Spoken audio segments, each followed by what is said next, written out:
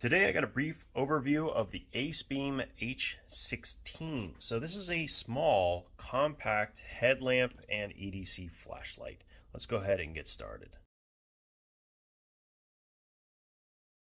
I really do appreciate that so many companies now are releasing AA powered right angle flashlights. I think in many ways this is the better EDC option for most people because you can use them hands-free without a hat. If you just attach this to your collar, you can rotate it and get it any direction you want, and that can be very, very useful. No one wants to be holding flashlights in their mouth. I know I don't.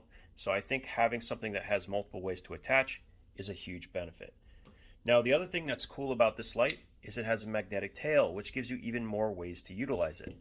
That is also true with the headband that is included with the flashlight. So between those three things, I mean, you have all the different ways you want to do it. And if you do want to attach it to your hat, what you do, hold on one second, let me show you. This is how I would do it personally. I would actually attach it to the side like that, and then rotate the lamp to whatever direction you want. So this will then work pretty well as on your hat, and that's another option that you can use. Just plenty of versatility with this light. Now, this is, like I said, it's a AA powered flashlight, but it comes with a 14500, which is a lithium ion battery. And the big difference here, this is 3.7 volts, where a standard battery, like this is a rechargeable, has 1.2 volts. So a big difference in how much output you will get. This version, there's two versions. This one has a maximum output of 1000 lumens, and that's pretty good for a AA powered flashlight. After 1 minute of 1000 lumens, it'll then drop to 310, and that'll run for 2 hours, which is actually really, really good. That's actually a very good runtime for that output, especially if it doesn't actually fall any further, meaning that this is managing its heat incredibly well. Most flashlights won't be able to achieve that for that length of time. So really, really impressive. Now, this operation is a little bit different, but I like the way they've done it because this button stands proud and you don't want to accidentally turn it on. It's not in lockout, it's just utilized differently. If I hold press for a little bit, I will get my lowest mode, which will run for a maximum of, hold on one second, 58 hours, over 2 days. So great job with that with 5 lumens. That's another really good runtime for this. Now, one click will turn it off, and from there, if I go to the low, I can also cycle up to the higher modes by hold pressing, 3, and then back down to low. All right, now, turning it off, if I want to go to a memorized setting, what I'm going to do is double press, and that will bring me into my memorized mode. Okay, now what if I want to get to turbo?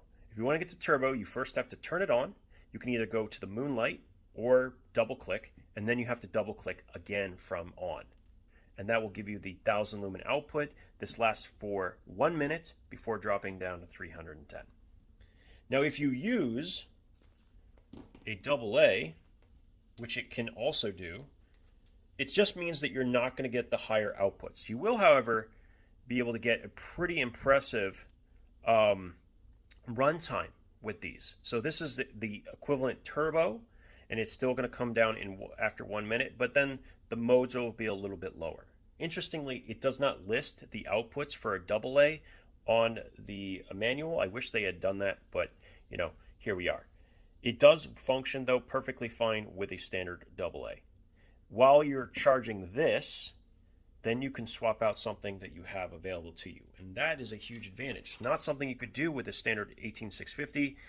You would have to replace, you'd have to go charge the flashlight and then wait. Now, the benefit of those lights is that they have a much higher length of time that they can run, so you don't usually have to replace them. But if you're out for a long period of time, this could actually come in handy, and the fact that it uses an off-the-shelf battery is a big deal. The package does include a Type-C charging cable with Type-A connector. Worth noting, I have found that you want to be careful what type of brick and charging cable you use. If you're charging this off of a laptop, for instance, you're going to have no trouble. But if you're using a 65 watt power brick with that super thick braided cable that's designed to charge your phone really quickly, you may not be able to charge this battery because it's trying to pump too much energy and the circuit inside will not let it happen to keep it protected, right? It makes sense. So just keeping in mind that you may have to plug it into your computer or something like that, or use a less powerful brick, and then it will charge no problem. Just something to keep in mind with these batteries that have the Type-C port built in. Now, I don't really have anything to complain about with this flashlight. I just wanted to make the video really quickly because it seems like quite a deal. Right now, these are sitting at around $22 on limited deal. I don't know how expensive it will be. These tend to last a little bit, but that is an insanely good price to include that battery, this headband, and everything else. And you can get one of two versions. The gray version has the 1000 lumen output, and if you want, you can also get the high CRI equivalent, which has a lower lumen count, about 650 max, but you get 90 plus CRI. That's personally my preference. I would rather have the high CRI equivalent on a day-to-day, because if I'm using it for any period of time, it's going to be nicer on my eyes. Either way you go, though, I think this is a pretty good buy at the price point. Maybe even the cheapest light that I can think of, actually I think it is, that is right angle and includes the battery and everything else. I don't know how long that deal is going to last, but I will link it down in the description and in the pinned comment. Might be worth checking out if you're in the market for something like this. Let me know though, would you carry a right angle flashlight instead of a tail switch enabled flashlight in your pocket? Why or why not? As always, thank you guys for your time. I appreciate it, and we'll talk again soon.